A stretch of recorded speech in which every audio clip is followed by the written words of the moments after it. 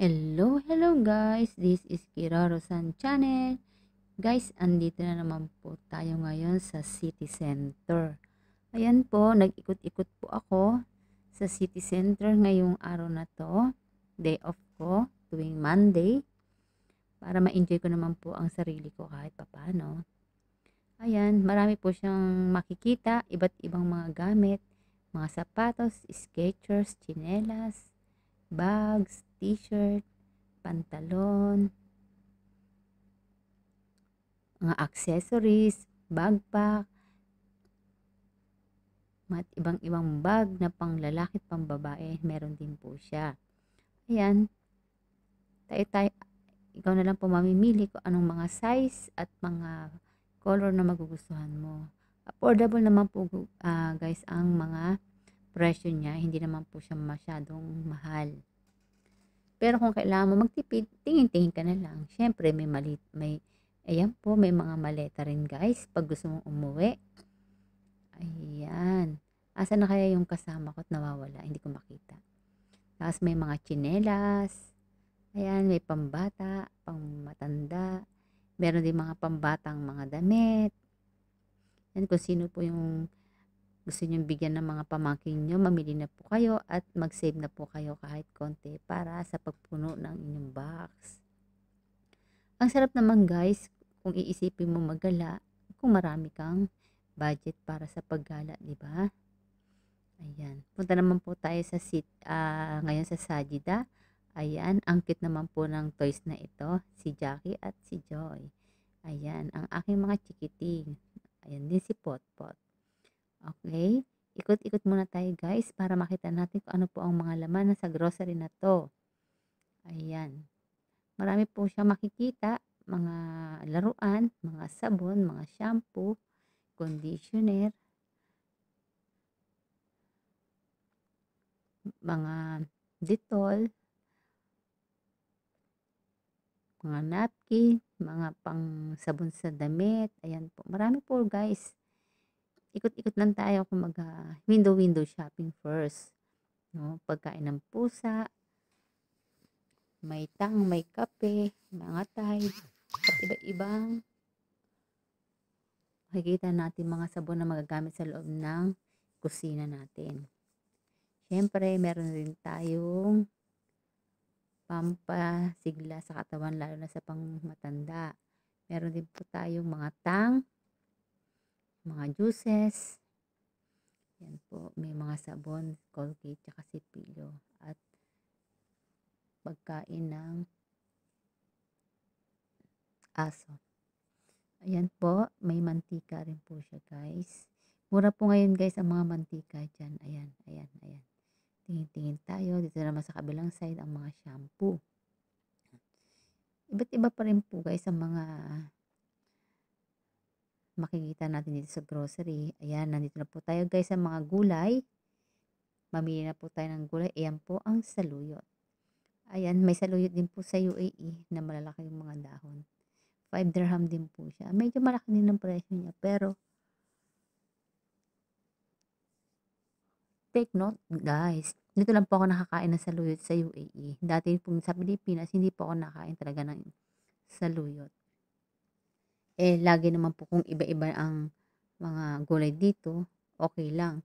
Kaso, ang mga gulay pare-parehas. Kaya, pag nakakita ka ng saluyot, nakakainin mo kasi kakaiba, di ba? Ayan, ang talong, ang cute, ang liit, no? Pangata-ngata lang. Di ba?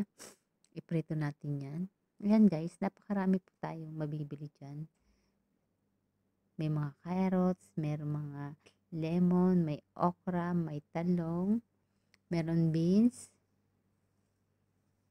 merong pipino, merong kusa at saka lemon. Yan po ang okra, kung tawagin sa lady fingers. Yan po ang beans. Yan po ang ube at ito ang watermelon. Wow, ang laki ng watermelon, no? Kung titignan mo, kala mo siya ay matamis, yung iba hindi po. Ayan, nandito na po tayo guys sa loob ng bahay natin. Nakabili na po tayo ng hipon. Ayan po yung hipon, tatanggalin po natin yung ulo niya at saka yung tinik-tinik niya, yung buntot pa ng ilong niya kasi hindi mo naman makakain kasi yan kasi masusunod ang iyong bibig. Ayan po guys, ang lalaki po ng hipon. Ayan, 'di ba? Ang gaganda, matataba. Ayan. Isa-isahin po natin siyang putulin. Tapos ayan, meron na akong mga ingredient na baby corn at saka mushroom, tsaka etong beans.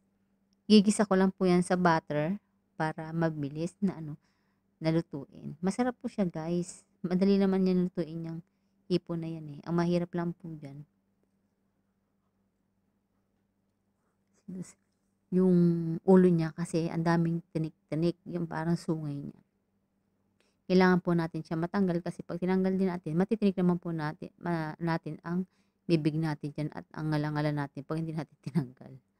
Ayan. Tara guys, isa-isahin na po natin ang pagtanggal nitong ulo ng hipon. Ayan. Ang lalaki po ng hipon, no? Tutuusin, dito lang po ako nakakain ng lagi ng hipon sa may UAE. Affordable naman po mabibili natin. Pero pag nasa Pilipinas po, parang nakakahinayang naman ikaw bumili ng ganung kalagay, sabihin natin 200 o 350. Diba?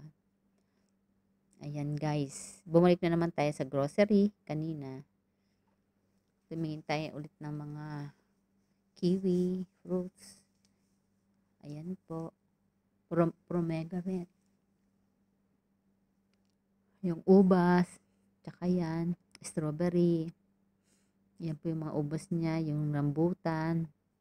Tingnan po natin yung, ayan po, may apple green, apple red, at saka apple green pa rin, at apple na red, iba-ibang style ng apple. Ayan, may peras, may orange, may pineapple, ayan, may lansones. Ito, hindi ko alam yan, may parang go. Dito natin guys makikita ang prutas ng Japan. Ayan po, ang prutas ng Japan, ang tinatawag natin ay isang kaki. Ayan na po ang kaki. Hanapin natin para pakita ko sa inyo ang prutas ng Japan. Ayun ay ang kaki.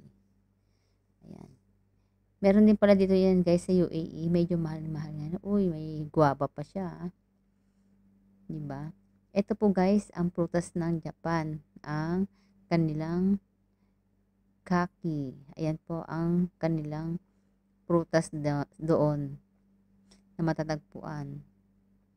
Masarap po siya, matamis, pero parang gusto ko dyan yung medyo maniba-niba, parang mangga ba. Ang sarap kaya.